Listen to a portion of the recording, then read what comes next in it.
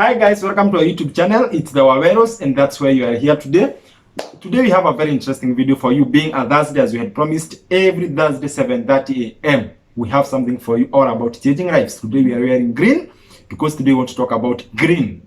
Green. It's all about changing lives.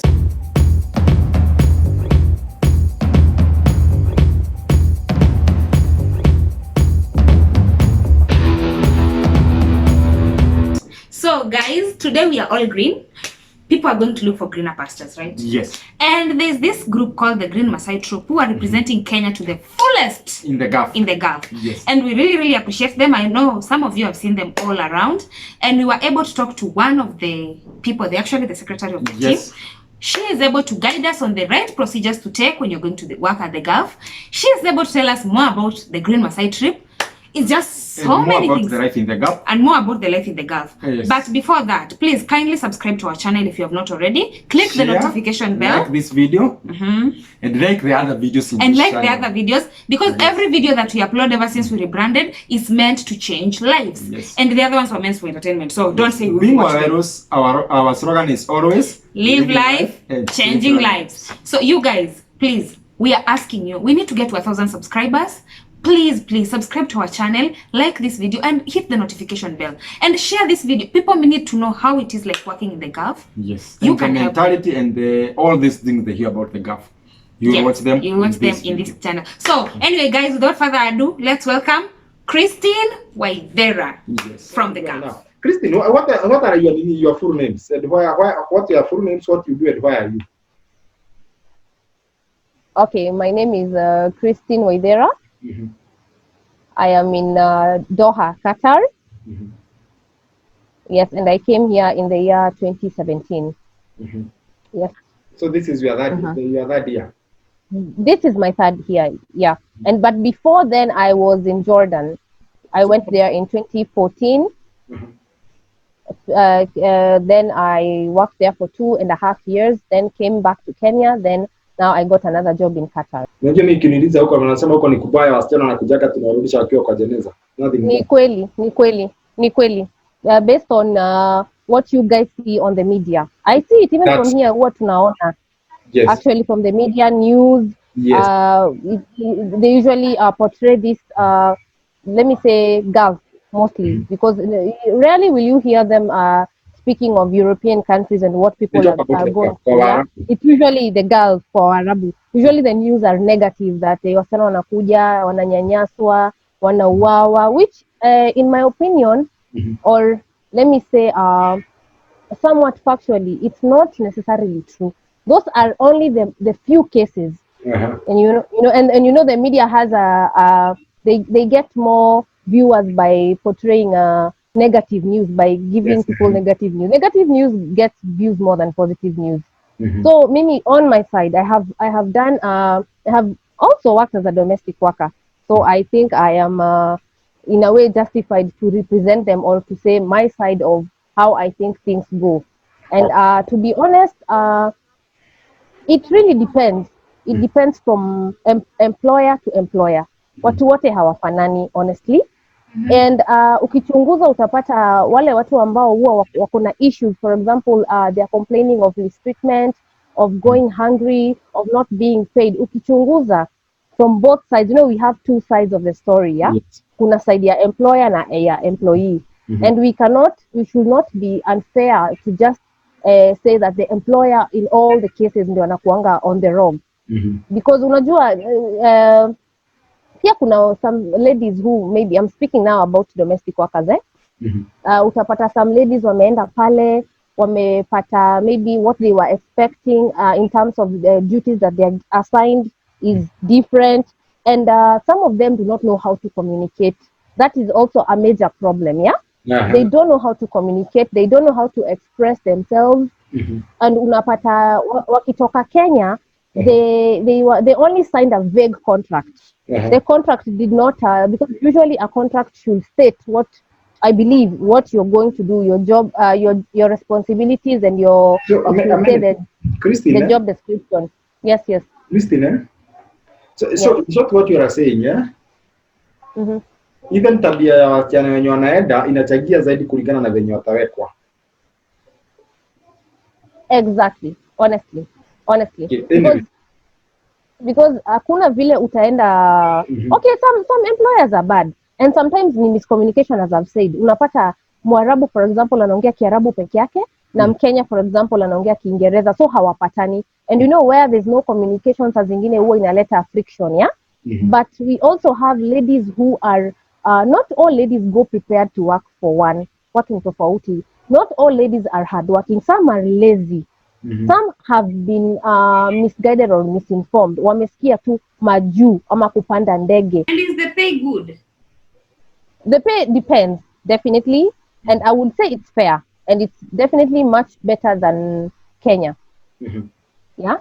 I will not say by far, but it's much better because utapata they're providing, for example, a place to stay. They're providing hostels, accommodations. They're providing, these are most companies, almost all actually. They're providing transportation whereby you don't have to take your own means to get to work. They have buses and vans which pick you and drop you. Some companies provide food. If they do not provide food, they will give you an allowance. Yeah. So it varies from company to company. It's not standard. It depends on the contract that you signed. Yeah. For those who are okay, because you said that almost all of them provide the hostels, those living conditions, eh? Comparing them with Kenya, how are they? The hostels. Yes. They're fine. They're okay. But utapata, it's not the hostel is not usually. It's rarely will you find an individual having his or her own space or room or house. Utapata you are sharing, and you're not sharing with only Kenyans. You're sharing with people from different nationalities.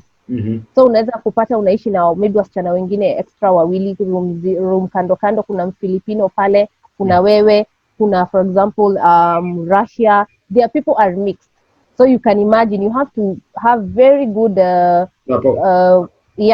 lazima uko na rapport mzuri na watu, unaona, because the culture is different and everything is different. Yeah. Kwa hivyo kila mtu anakuwa karumu kake. Inalingana, kuna wale kuna wale wanawekwa kwa villa and they are given maybe a space na jikoni na bafu, mnawekwa wawili, then in the same villa mnawekwa in different rooms with similar facilities. Kuna wengine wanawekwa then again depending on the type of work that you're doing, of course, unaona. If you're earning much salary, unaweza pewa allowance ya nyumba yako ama unapewa nyumba yako, it depends. But the living condition I would say is okay. I would say it's fine. Yeah. Now about these cases of mistreatment, what can you say about them? Okay, mistreatment in most cases applies for domestic workers. You know, if you're working for a company, companies have contracts, and the contracts usually protect you because, like, you can easily report anything that is not being adhered to by the company, and you're free. You remember, unatoka kazini, you're free. You can be able to visit the labor, yeah. The labor offices or Kenyan embassy. Where do you report? No, the labor, or it depends with your case. It depends with your case. You can report to the Kenyan embassy in Qatar or the Ministry of Labor, depending on what it is that you're reporting. You can also report to the police. You know, the police are there to serve everybody, regardless of nationality. Yeah. So the police are very fair. They are fair. They are fair as long as you have your case and you present it well and you explain well, and you have to have, of course, evidence of the crime committed or the oppression committed. They will definitely serve you. They do not favor. But what the issues that we have, okay, I was speaking about domestic workers. With domestic workers, it's a bit different because there's usually no contract stating what you're going there to do and what you're not going to do. So some of them are usually, yes? So there's no job description for domestic work? No, usually no. Because domestic work utapata, it varies. Kuna mtu atakwambia utasafisha nyumba na vyombo, mwingine atakwambia utaangalia mama yangu mzee, mwingine atakwambia utaangalia mtoto wangu. Yani the job totally varies, yeah? So utapata wengine they are being actually overworked. Some of them are very overworked. Mtu anaamka for example 5 analala pengine hata saa 9 usiku. One is not resting enough. Unapata maybe the diet is not sufficient. You know, yes, we have people who are suffering. na kuna wale wamewekwa vizuri. So then again it depends from home to home. I believe even locally there are people who complain that where they are working the conditions are not so good. So it may be the same thing that is happening locally, or do they exaggerate about the fact that there watu wanateseka sana? Okay, this varies kwa sababu kuna some cases zikichunguzwa because we have like for example in Doha we have a Kenyan community. Like for example the Green Masai does not only deal in performing and being ambassadors for Kenya. It also deals in engaging Kenyans together. Tunawashughulikia, tuna engage the domestic workers when they are off, tunawaambia waje so that we can educate them on the right procedure to follow in case wanateseka, because some of them don't know. So usually utapata for those people who are being oppressed, for those people who are being oppressed, they can go to the Kenyan embassy in Qatar and report this. And the Kenyan embassy in Qatar will assist by, for example, if the case is maybe lack of payment, mtu halipi vizuri, the Kenyan embassy will assist in taking the domestic worker to present her case to the Ministry of Labor, whereby action will be taken against the employer. Now, is it true that these things we hear that no actions are taken by the embassy? Because we have had a lot of cases that the embassies do not take cases such things. Actually, I would say it depends. As I've said, if, for example, your case is not substantial, also the employer will come and he or she will present his case. If you're not, because not everybody is genuine, yeah. Some people just do not want to work. Let us be honest, yeah. But true. Some people thought that mi naenda kule kujoyride. So they really try, they really try to prioritize the people who are really suffering and people who sound genuine. You understand? And those people are highly qualified. They can easily, and they've done this for many years. So they can easily tell, because they've dealt with so many cases, they can easily tell a case which is genuine from a case which is not genuine. But usually they prioritize wale watu wenye wamedhulumiwa sana, kama kuna physical assault, kama kuna watu wenye hawali, unaona, they prioritize and they really assist.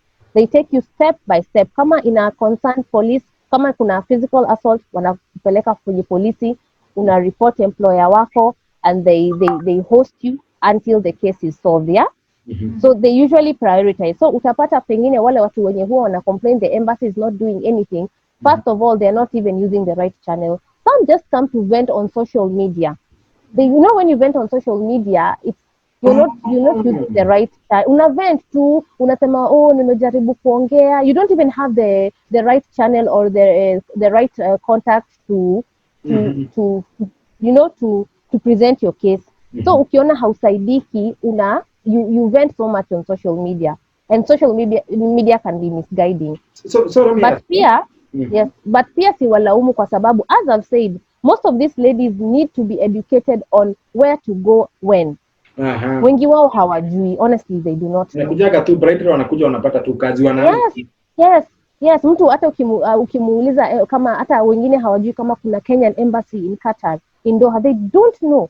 Wengine wao they are so misinformed that hata kama wanadhulumiwa wako fed with maybe misconceptions that police nikienda pale, sababu for example mimi ni Mkenya, mimi ni mtu mweusi, mimi si Mwarabu, the police will not serve and protect me, which is a lie. Christine, yes, this brings a question. How come somebody is in Qatar or in Doha or any country in the Gulf, and it doesn't know that there is a Kenyan embassy? Kwani alipitia wapi? Okay, this is the thing. Usually, kuna agencies. There are very many agencies bringing people to Qatar and, for example, the Gulf in general. There are very many agencies, and most of these agencies are not genuine agencies. Most of them are actually ran by, not all of them, some are genuine, but most of them are ran by conmen. You understand? Yes, all they want is your money. And usually utasikia ikisemekana that to go to be a domestic worker you don't pay any money, but usually what happens is, yes, you don't pay, but the agents get the money through the employer. Yule Mwarabu ana contact agent, anampa pesa, na ye agent already ako paid from the other side. So yake ni kutafuta tu msichana yeyote yule atakuwa readily available, amchukue amwambie hii ni free, this is totally free, wewe tu kuja utaenda utafanya kazi, wewe unafikiria ni favor and it's ni miracle by God. Huyo mtu amelipwa, yeye ana haja na wewe, hata kuambia ajue hata ni wapi unaenda, kisha kula ile pesa, and he has to deliver someone to work there, so atakutuma tu kule. He will not explain because they don't care where you go. Yes. He will not even brief you. He will not even brief you and tell you that you have rights. Kuna Ministry of Labor, kuna embassy pale. He will not brief you kwa sababu hataki yule uende usumbuane na yule Mwarabu, ama ukinyanyaswa ukitoka pale unajua Mwarabu atamlaumu ule mtu uliniletea ametoroka hivi na hivi. So that is what really happens. No, hata kwambia anything usually. Utaenda tu utafanywa medical, akuprocesie vitu. Wengine wao hata they don't even know their first time to travel, akuchukulie passport pia. Unanielewa? Akubukie tikiti, off you go. Ukifika hapa airport unachukuliwa na Mwarabu, they go, they lock you up. Some of them take your documents because you're misinformed. But ukiwa uko informed, well informed of your rights, trust me, knowing Kenyans, we are very, most of us are very, yes, exactly, that's the word. Corruption, it's very sharp. Exactly, we've been through a lot. Yeah, so that's So let me ask, or maybe get a conclusion, or maybe get something from this, eh? Okay. So ukisikia mtu anakulipia fare uende, you must be very careful. You must be very, very careful. And I suggest this, usually, huwa na suggest hivi. Kazi zingine zote watu huwa wanafanya maybe online Skype na employer wako. You know, even online ukiona the people you're going to work with, you get an insight. You can make a yeah, exactly. So I would encourage even the domestic workers to request, I want to see the family that I'm going to work for. Let me Skype, let me talk to them, let me know the kind of job that I'm going to do. You know, as a domestic worker, you be adamant. But this is usually, given that most people who opt to go and do this kind of jobs, they are usually so desperate, Nahashon. They are so desperate. They will do anything. Exactly. And when you're desperate, you're not thinking straight. You're not even thinking about your rights. You're only thinking, nataka nifike pale, nipate ile kitu kidogo, nitume nyumba. So, exactly. They are very desperate. So, Christine, yeah. Yes. Okay, what I'm trying to get from you, some of these desperate cases came there because they are pushed by the problems at home. Yes, most of them, almost all of them, true. So what we can advise, what you can advise their parents, it's afadhali mtu akae na mashida zake hapo. Not really. I would not say afadhali mtu akae na mashida zake, and I use myself as an example. I will not use anyone else. I'll use myself. Ili nikubali kwenda kule Jordan, I went as a domestic worker. Ili nikubali kwenda pale kilikuwa kimeumana. Nile, you've tried everything. You've tried everything, biashara, umeajiriwa, kimeumana, unaona my God, what can I do? Alafu unaona hey, hapa kuna mahali wanachukua na wanitishi chochote, unaona.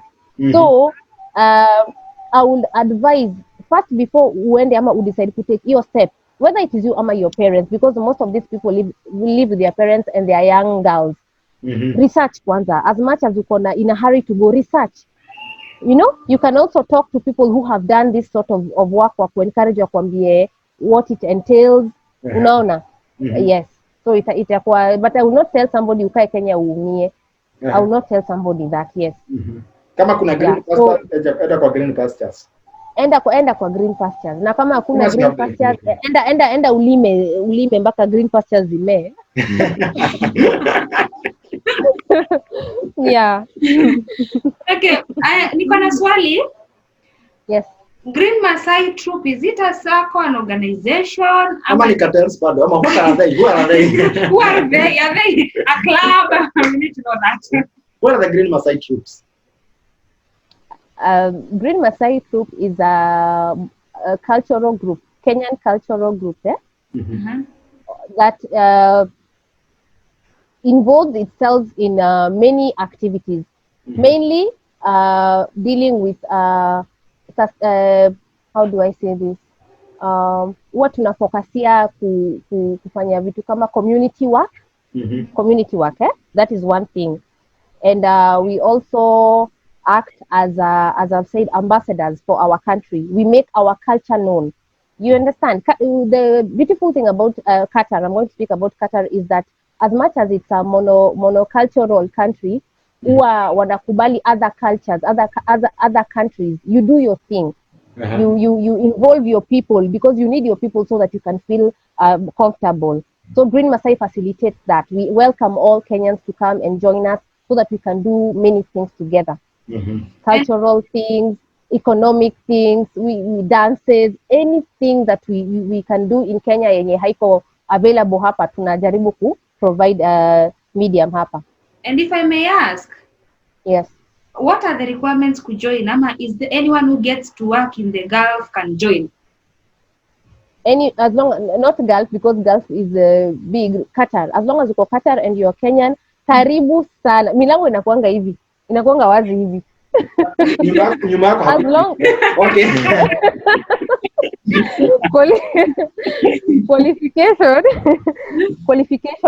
Qualification ya kujoin Green Masai is you have to be Kenyan.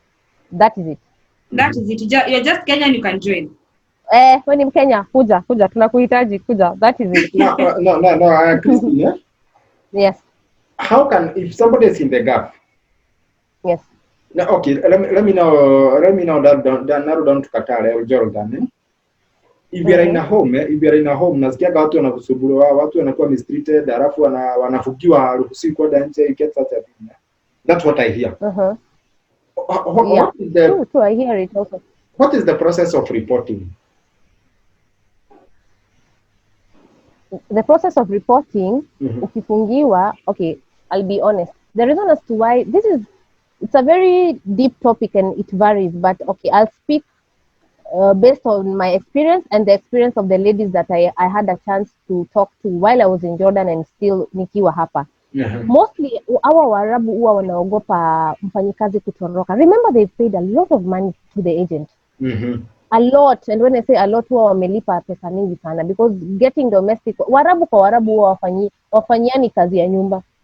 Hawafanyi, so you can imagine, you are like gold kukupata ni, so they paid a lot of money. And usually, some of them, because of what has been happening, hii mambo ya domestic work ilikuwa from kitambo sana. Usually what has been happening is wanatoroka. Msichana akiteseka kidogo, kwa sababu kumbuka wale Waarabu, most of them hawaongei maybe Kiingereza, communicate. Msichana akiteseka kidogo, kama hajui kujiexpress ama kucommunicate, anatoroka. Na akitoroka sasa kupatikana pia ni shida. And remember, these guys have, I don't want to say it's a real resource. The domestic worker is a real resource. Yeah, it's a real, you are jewel. Unaona?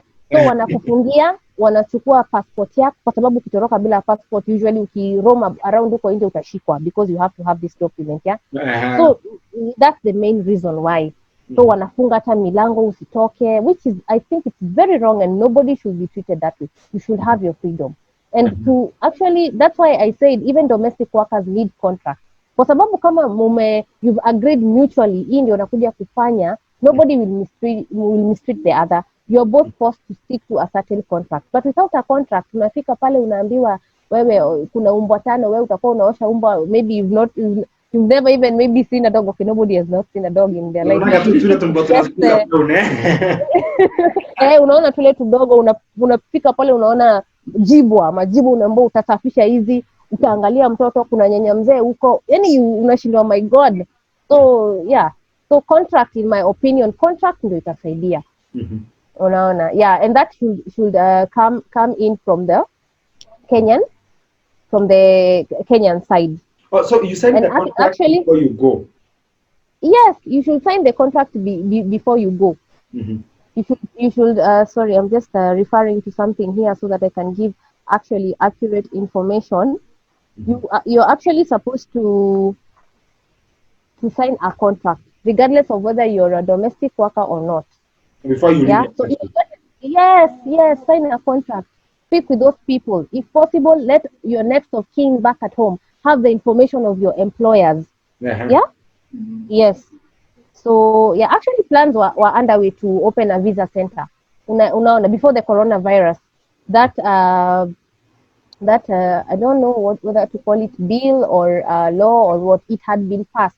Instead of having agents dispersed everywhere, because agents who are it's a private business. It's a and it's not usually Agent ni kama tu monitored. cartels. I can put a business. Exactly. Ni cartels too, in a way zina facilitate I would say trade of modern slaves. That is how I would Talk call it. about modern slave trade, yes. Yes, exactly. But the government, before the coronavirus, was trying to come up with a way where they'll form visa centers. That is, it's monitored in such a way that everything that you do, regardless of whether you're going to be a domestic worker or just an expatriate, it's followed according to the letter. You see, so that you are not mistreated. So that you're not. If you know these steps, you will never go wrong. You will never go wrong. Can I state the steps briefly? If you go to an agent, the agent should give you, this applies for domestic workers and all the other workers. The agent should give you a contract, yeah, drawn by the employer or the company. This is step number one. The agent should usually facilitates as the middleman. So anakupa ile contract, unasoma, unaelewa. Kama ni kampuni wamesema chakula ni tunakuwa tunakupa hii pesa, ama kama ni 3 meals a day, allowance zako ni hizi, mshahara wako ni hii. Yani a well written contract with the salary and everything. You read and understand. Once you read and understood, you sign. Then the agent sends back the contract here. Okay? Anatuma your contract hapa kwa the employer. Then the employer will take I'm referring to give accurate information. Then the employer will take the document to the Ministry of Labor in Qatar. Okay? For it to be attested and verified. Then after the Ministry of Labor in Qatar, atatoka nayo hapo apeleke Kenyan Embassy. Are you following the steps? Yes, apeleke Kenyan Embassy. Christine, Yes.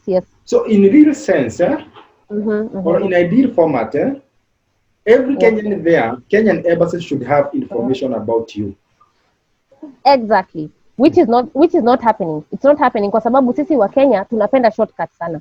Now it's not hii ni process mrefu. Unaona sasa kitambo usign contract, irudishwe, ipelekwe Ministry of Labor, ipelekwe embassy, whereby embassy wata verify. The embassy are doing this for us Kenyans.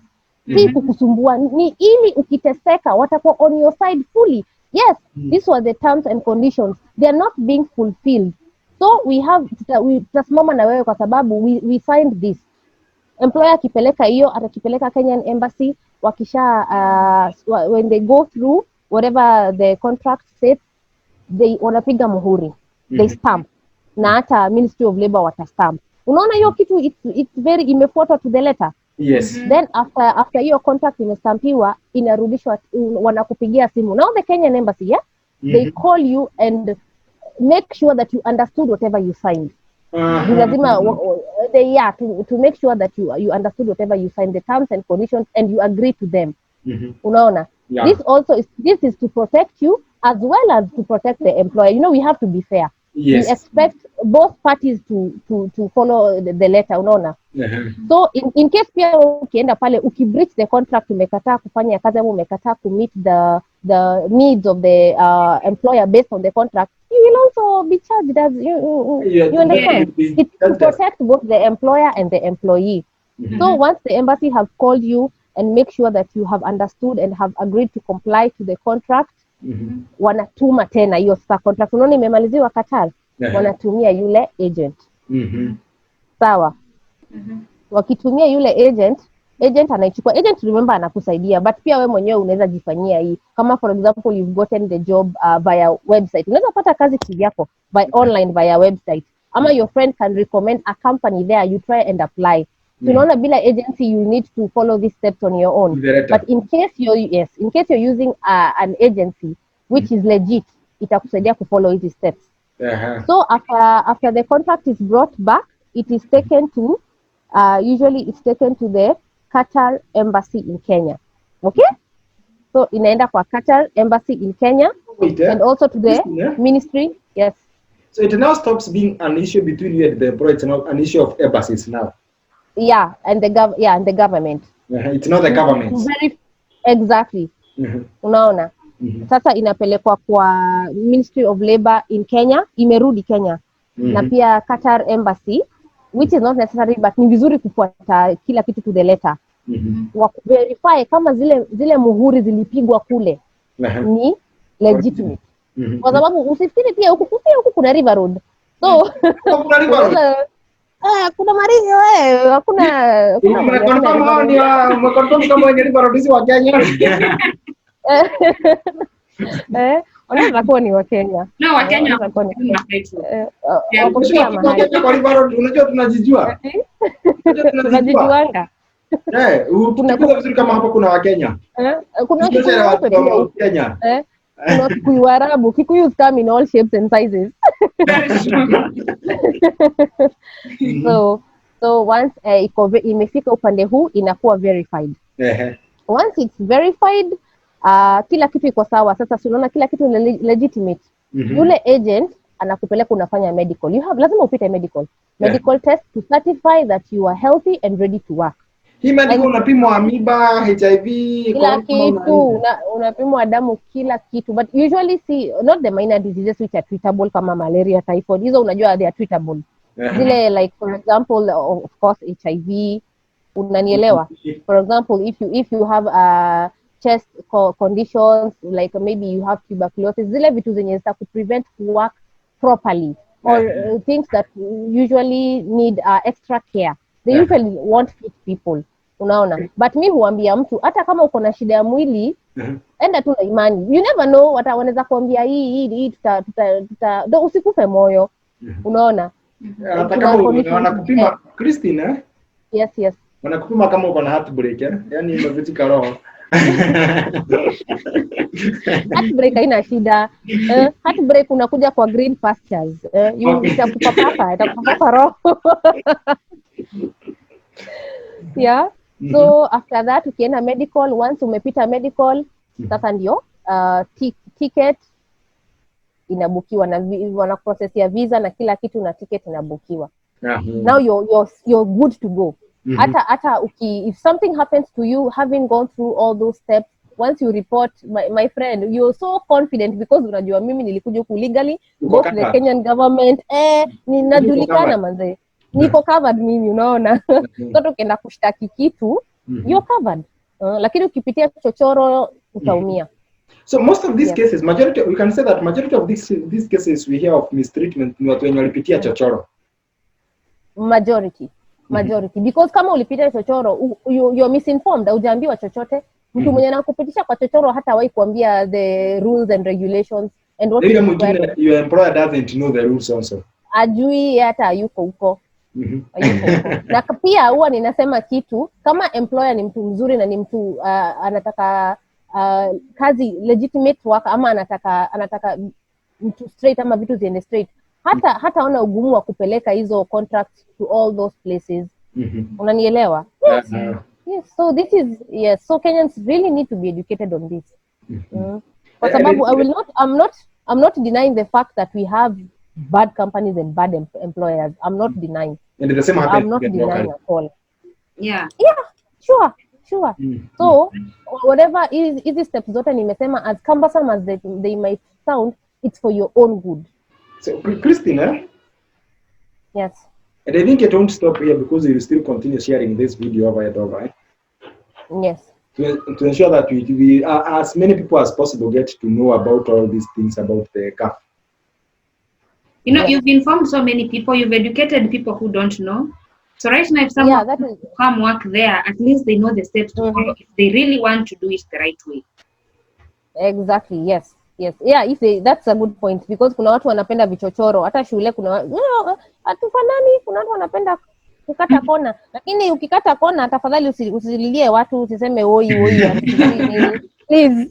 Beba msalaba yako. Beba tu msalaba yako. Now about this Green Masai troop, yes, how can one reach to them?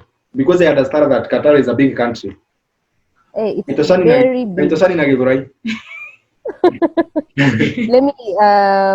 Let me give you the Just hold on. Let me read There fast. is nothing we can hold on. On Facebook. On Facebook. Hakuna meza hapo. Nashon. Hakuna meza hapo. Just hold on. Our Facebook page is Green Masai Troop. Green Masai Troop. Yes. Green Masai Troop. Just like us, and you can also. Let me just hold on. We are still holding on the third time. Sorry. You can join Facebook, and you can actually send a message on this platform. Send a message. Tell us you're interested. Then I will reach you. Because I'm actually the secretary of Green Masai, so I will reach you through that. Or also, another way is you can my Facebook page also, Christina Sierra. Christina Sierra, you can come in my inbox and tell me you're interested in joining Green Masai, and I will give you all the channels that you need. Also, we are on YouTube. For YouTube pia. Kuja pale, angalia video zetu, try to follow us. Bado ni Green Masai. Do you have a public contact? A public contact. For now, there is none. For now, there is none. Kwa sababu we have. Let me see. Oh, on the wall there is one, and we also have a website. So unajua ukija pale kwa our page on Facebook, everything is there. So the contact written there is 7731 7338. That's the contact. Unasoma haraka ni kama mtihani, kama password yako ya simu. Okay. Okay, so the number to reach there is, which ukifungua Facebook page utaona hapo, it's 7731 7338. 7731 7338. Yes, we are a non-government organization, obviously. Yeah, but we work hand in hand with the Kenyan embassy in Qatar. They really support us. Oh, okay, that's good. At least they usually give you support. Yes.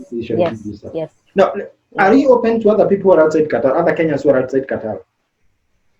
We are open. But you see, physically tuko hapa. But we are open. You can like our page. You can support us on YouTube. You can join us as long as you're a Kenyan. You can join us. If somebody is in Jordan, and can join you. Si kuna watu unajua kwa Jordan na wako na kamfuko kazuri, anaweza amua kujoin Green Masai Troop. Anaweza join. But usually it's a volunteer group. Strictly volunteers. That is actually the what do I say, the cream on the cake or the pillar. We are a volunteer group, strictly volunteering. It's non-profit. It's non-profit. It's volunteering. Yeah, we are doing this for the good of Kenyans. Unaona? Yeah. Yes. Now, so that's why it's open for anyone. Yeah. Christina. Yes. I think we are very happy to have you. Lakini huko naona kuna joto sana. Huko naona hata mvai sweater. Is it summer or winter? Ama ni nini huko? Huko ni summer ama ni winter ama ni autumn? Let me tell you. Saizi hata hakuna joto. Na tunachezea 42, 43 degrees. Hakuna joto. 42.3. 42 degrees huko 43 na hakuna joto na hashon iko cool. Wacha wakati inafika sijui 50 55 manze unasema na yenyewe Kenya ni mama. Can I tell you something? Honestly, yes. If you are playing at 43 hapo Yes. All of you are positive to corona. How? But I thought the coronavirus does not. No, it doesn't survive kwa joto. Hapana. Walisema i survive kwa joto, kwa high temperatures. In fact, hata tunataka ifike 60 tuone kama hii corona itatuacha. Because the numbers are crazy. After every segment, we always have these quick questions that we always ask, just to take away the tension of the very touching story, the very educative part of it. Yes. So I'll ask you questions and then you'll answer them as fast as possible. Okay. Yes. Okay, so we will just ask 4 questions or 5 questions each. Eh? Okay. These questions, we are not giving you time to think, so you answer them direct. Oh my God. Okay. Okay, I'll start with the first question. Okay. Which is your favorite dream vacation? Oh my God. My favorite dream vacation is, I don't have a specific favorite dream vacation, but I would like to, I don't have a favorite place. I would like to go to Thailand. I would like to go to Sweden. And, but mostly I came to realize that it will be not wise mimi kutaka kutembea other continents. So as I've grown up, nimekuja kuona ningependa kutua Africa. Niende Zambia, niende Zimbabwe, niende Africa kwanza. Let me know my African people before niende nje. Oh, So for now, yeah. At least you I'd are like to going tour Africa so much. it opened my mind. Unataka kwenda Maldives. Now, Hapana, wacha City Maldives, I have to. Maldives. Maldives is a must. That's a person. no problem. Christine, Yes, I understand that Rose Nyakia, who connected us to you, is a very good friend of you. a very good friend, a dear friend to me. What one and I have you ever lied to her? Sorry? Ajue leo. What is the one lie you've ever told her?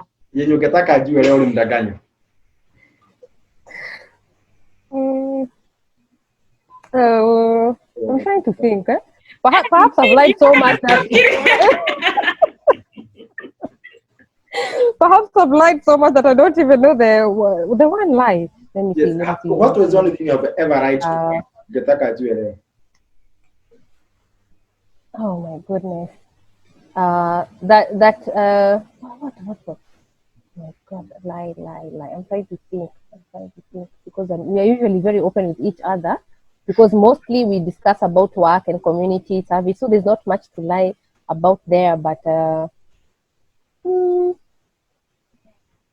I maybe my whereabouts. Labda alikuwa anataka to meet to hook up for a drink, Yes, twende mahali, nikamwambia specific one. nikamwambia nalala. There's a day that she wanted us to just go out have fun and akaniambia kuja unafanya nini, nikamwambia woi aki for sure sisikii vizuri na nilikuwa kwa party nyingine, so I didn't want to hurt her feelings, so nimelala unaona, because she'd invited me and I was torn between the two, so nikaamua woi acha tu nimwambie nimelala sisikii vizuri, so which is it was all in love, out of love. but later on I confessed, so, Okay, another one. Would you rather live in a toilet all your life or outside in the cold all your life? I hate cold. Wacha niishi kwa choo. Okay. Would you rather look good and have money or be ugly? Look good and be poor or be ugly and have money? What is ugliness? Ugliness is relative. Whereby my answer. And you get the best or and then you have money. Honestly, Aki, that is a tough one. But okay, considering my passion, my passion is charity work, like being able to assist the elderly and children. That is my passion, and I believe that is one of the many reasons why I was put on earth. So I think I will choose being ugly and have a lot of money whereby I will be able to assist. So yeah, lakini bado itaniuma honestly. So then again, when I have a lot of money, I can do plastic surgery. Come on, my face is that bad. Okay. Yeah. Okay, would you rather stand all your life or walk all your life? I'd rather walk all my life. I'm always walking. So I'd rather walk all my life. Christine, you're like a Kawagua fox, eh? Yes, kabisa. Twende nayo. Fox, eh? Yeah. Christine, so I'd rather walk. What is your most embarrassing moment? My most embarrassing moment was that's a very easy question. I was kitambo sana. I was a teenager. You know, teenagers are stupid. Teenagers will usually put even small things to heart. But as a grown up, you know that these embarrassing moments are nothing but life, nothing but normal things in life. So I was, I think, in class 7. Alafu kuna huyu tutor, math tutor alikuwa ameambiwa na sasa wazazi ya kuja ni I suck at math up now. So alikuwa anakuja and alikuwa kijana he was young and I had a crush on him. Unajua ile ananitutor but I had a crush on him. So kuna huu wakati my hair was unkempt, nilikuwa nimebomoa, iko very unkempt. Sasa nikatumwa kwenda nje, nikavaa kofia, nimepaka powder, you know, by then hatukuwa na hizi makeup mingi, ni powder na Vaseline, nimepaka Vaseline hapa, very innocent. Sasa alafu umevaa kofia, sasa nywele ionekani. So tukapatana na yeye nikienda kununua dinner. Kufika hapo sana na niko barabara, akaniambia hi, how are you? Akatoa ile kofia. My God, I will never forget how I felt. Nakapatana na kichaka. Okay. Kichaka, my friend, haijaoshwa, nywele zimeshikana hivi. So I think I felt embarrassed. Kwa sababu he was my crush in a way, so that's why. So tupa chance ya kupata Justin Bieber. Okay, anyway. Yeah. Christine. Yes. What is the one crazy thing you do in the house when you are alone? Crazy. Ukiwa peke yako nini unafanyaga? Utaiwezi taka mtu aone when you are alone. Ni mingi sana. Sasa nitakwambia gani? That's it. Two. Okay. I think everybody does this. I love singing, so I sing off tune. I try to sing off tune. Naimba. I talk to myself also. I have conversations. You know, I debate. Instead of debating in my head, maybe I'm trying to bargain which is better than the other. Now I speak out loud. In fact, if you sneak on me, you talk about his business. Okay, yes. So that is one. The other one is what else do I do? I don't know what else I can say I do actually embarrassing. But those things are normal. I don't think they are embarrassing. Which one? Is that normal? No, they are normal things, you know. When you are alone, you want some fresh air in your body, you just, you let loose. You stay naked. You let loose, you stay naked, you see. So, yeah.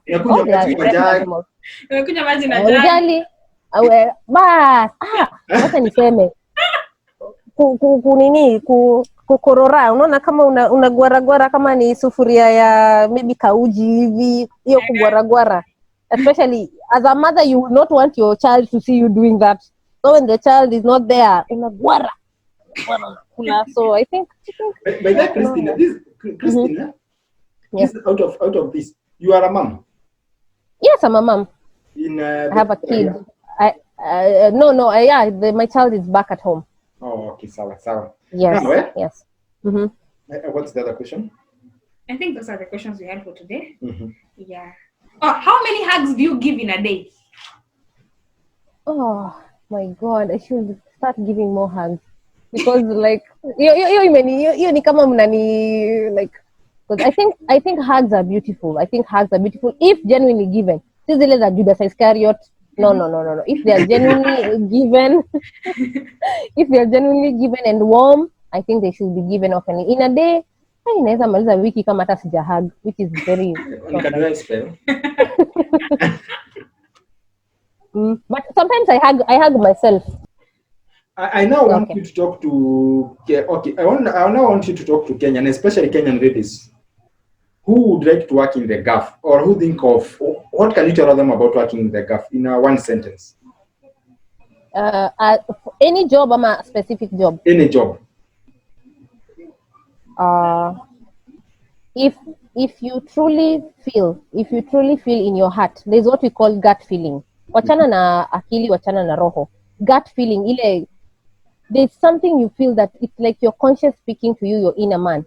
If you truly feel that your inner man is telling you to go for it, don't be afraid.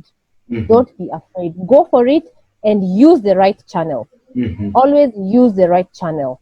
You will definitely make it. Yeah. Okay, I think that's all we had for today. We are really, really happy to have you. You really. I'm happy. I'm happy you guys had me too. I was actually so eager. So I'm happy. Yeah, you've changed our life today because we're all about living life and changing lives. Yes. And I'm sure when you upload this video, will have changed so many lives. because there are so many Right. people who need a job and are looking forward to work, but they don't know where to start. Yeah. And That's others are the best scared. way So to yeah. change their life. Yes. And also there is a lot of information which people doesn't know about the GAF, True. which I think you have clarified. Yes. Yes. Yes. I hope so. I hope so. Okay, thank you very much for joining us. Thank you. Thank you too, guys, for having me. I really appreciate you guys. That is Christy. We thank her so much for being with us for that period, explaining a lot about the life in the GAF. Hata mimi nimesikia kama ninaweza enda GAF. Wacha bibi. Tutafute kazi tuende pamoja. Tutafute kazi tuende pamoja. Okay, but So guys, carrying a baby is yes, tough, right? That's a bit tricky. Wacha nikae Kenya. We thank you so tukienda huko huyu run mashat. So guys, yes, that was Christy. I think personally I have learned so much about the life in the GAF, so much about the procedures in the GAF, the Green Maasai troop, and all the things. And by the way, Kenyans, you are blessed. Yeah. Yes. So guys, before we even end this video, I would like to tell you guys, if you're really looking forward to work in the GAF, please take the right procedures to get there. For the sake of your family, for the sake of the people who love you, like us, the Wawerus, we love you so much. Take the right procedures, go with the right mind, and then go there knowing what you're going to do. Don't go there blindly. I know desperation will push you to that, but even if it's desperation, always remember the end point. Always remember the end point. And when you get there, kindly reach out to the Maasai troop, the Green Maasai troop. They help that you is in Qatar. That is in Qatar. So guys, if you have a story you can share with us, a story which can change lives, or a story you failed and you don't want people to pass there, the story you passed and you like people to follow the steps, please talk to us. Please talk to us. Down below we have a number. We've left you a phone number for you to call us. Or call that number so that we can have you there. Also, another thing, please subscribe to our channel. And you guys, we are on Instagram. Our links are down here. So you guys, please subscribe if you haven't already. Subscribe and hit the notification bell and like this video, share. Let this video reach as many people as it can. Because we need to educate as many people as we can. Anyway, we love you. Thank you so much for joining us. And until next time, guys, bye-bye.